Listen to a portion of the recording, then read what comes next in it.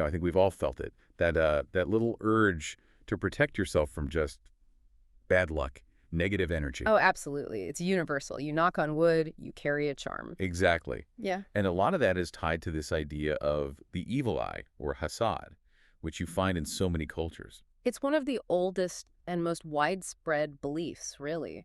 The Italian malacchio, the Spanish mal de ojo. In Turkey, it's the Nazar.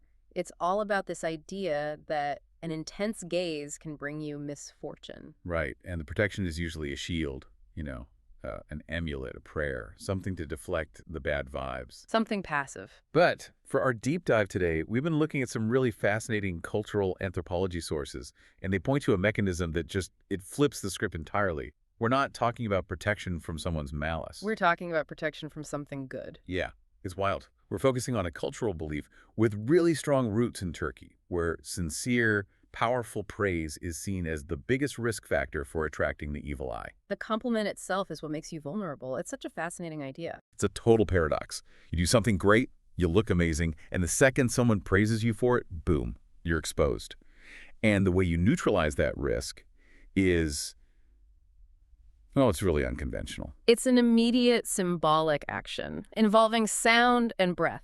It's like hitting a spiritual reset button. So get ready to rethink everything you thought you knew about giving and receiving compliments. Okay, so let's unpack this central belief, because I think for a lot of people listening, it's going to sound, completely backward. The idea that powerful praise attracts Alain, or the look. How does something so positive become a danger? That's the crucial question. And the sources are really clear that the person giving the praise doesn't have to mean any harm. It's not about their intent. So it's not malicious. Not at all. The danger is in the intensity of the admiration. You can think of it like this. The universe, in this belief system, it's always seeking balance. So if you suddenly become too successful or too beautiful or too brilliant, You're setting the balance. you're disrupting the equilibrium. Exactly. Yeah. So it's not even about a specific person being jealous of you. It's like the raw energy of the compliment itself just paints a target on your back for any and all envy out there. That's a perfect way to put it. We talk about hasad, which is envy, but it's also about drawing the gaze, the nazar. That powerful, positive energy from the compliment makes you too prominent, too visible, and that makes you vulnerable. That sounds like it could also be a kind of a societal mechanism, right, to keep people from getting too arrogant. Oh, 100%. That's the sociological layer that makes it stick. It enforces a certain humility. Because in a lot of Western cultures, we're taught to, own your success, stand in the spotlight. Right. But in cultures where the nazar is a real concern, that's seen as dangerous. It's like the Icarus myth, you're flying too close to the sun. The intense praise is basically a warning sign that you're getting a little too high.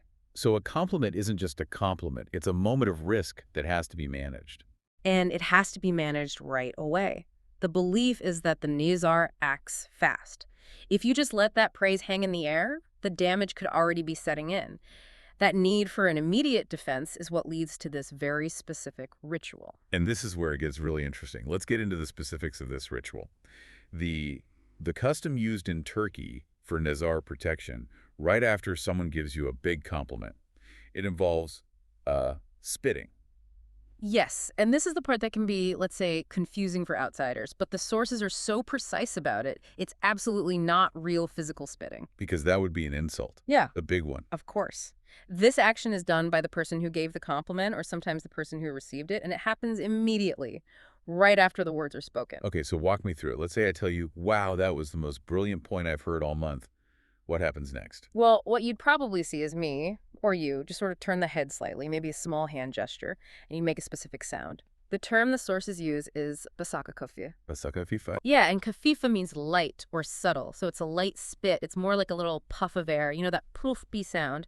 Maybe you do it 3 times. It's a sound, a movement, but it's dry. I have to wonder, though, Yeah. for an outsider in a modern setting, does that ever get awkward? Yeah. Even if it is just symbolic? That's a great question. But inside the cultural context, not at all. Everyone knows exactly what it means.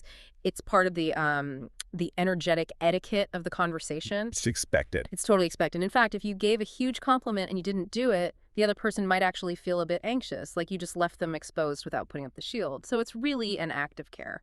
Wow. Okay, that reframes it completely. So it's not an insult. It's It's the period at the end of the sentence. It's what completes the compliment safely. That's it exactly. Its only purpose is to break the effect of the evil eye. It's a fast public signal that says, okay, that intense energy has been acknowledged and now it's been neutralized. We're bringing things back into balance. It's like applying the antidote on the spot. So let's get into the symbolism here.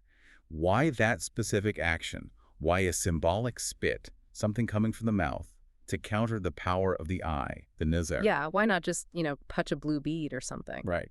Well, this is where you get into some really deep ancient ritual logic. The symbolic spit is seen as a mechanism of expulsion. The sources use this Arabic phrase, ara latiqwa as-salbiya. It literally translates to the expulsion of negative energy. Expulsion. That feels so much more active than deflection. It is. Think about it. An amulet, like the blue Nazar bead we all know, is passive. It sits there and it absorbs or distracts the gaze. This action is immediate. It's a response. It recognizes that the danger, the imbalance, was created by the words of praise and is now hanging in the air. So it has to be actively pushed out. It has to be thrown out right now. And it comes from the mouth, Uh-huh. the same place that just created the problem with the powerful compliment.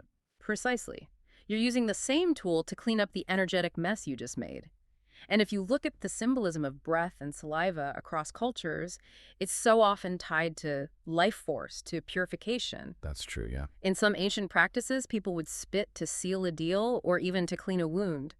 So in this context, that little puff of air is symbolically pushing out the toxic envy and purifying the space around the person you just praised. That analysis really helps because without it, the custom just sounds like a strange quirk. Oh, in Turkey, they spit after compliments. But when you understand that it's about expulsion, about breath, it makes complete sense inside that framework. It's an energetic fire extinguisher. It connects the physical act to the spiritual goal. The intense praise is the fuel for the hasad. The symbolic puff of air is the immediate denial of that fuel. You're saying, I see this praise, I acknowledge it, and I am instantly negating its potential to cause harm. And that really shows a different approach to managing risk. An amulet is long-term passive protection. You trust an object. Whereas this ritual, it's about trusting an action to protect you in a single high-stakes moment. The danger is acute, so the defense has to be acute. Exactly. And that's why this custom is so deeply ingrained. It addresses the fear right then and there. It's not some fringe idea. It's a common, almost mandatory piece of the cultural defense system, especially in places where the Nazar belief is so strong. And I think for anyone listening, that's the key takeaway. This specific practice, it's not just a curiosity about Turkish culture. It's a really powerful illustration of that universal human need to manage unseen dangers. The truly unique part is finding the danger in something positive and then inventing such a specific physical solution for it. It's an incredible piece of cultural engineering, really. It creates this immediate feedback loop. A compliment is given, an energy field gets disrupted, an expulsion happens, and balance is restored. It's all a very clean, very efficient transaction. So wrapping up this deep dive, we've really explored this paradox of praise being a potential danger, this idea that the light from sincere admiration can actually be an immediate threat. And that threat isn't managed passively with a charm. It's managed actively with a simple symbolic action, that basaka kafifa. It's instant Nazar protection, and it just immediately recalibrates the energy of the moment.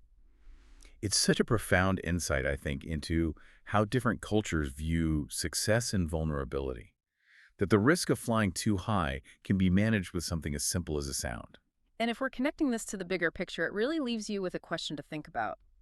In your own life, your own culture, what other positive interactions might carry some kind of hidden cultural risk? I mean, think about moments of public success or even just feeling intensely happy.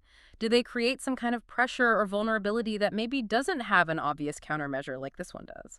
What pressures are there that need a symbolic act of humility we just haven't named yet? Yeah. That's a great thought. Something for you to ponder the next time someone gives you a really powerful compliment. You wonder if you need your own little energetic escape valve. Thanks for joining us for this deep dive.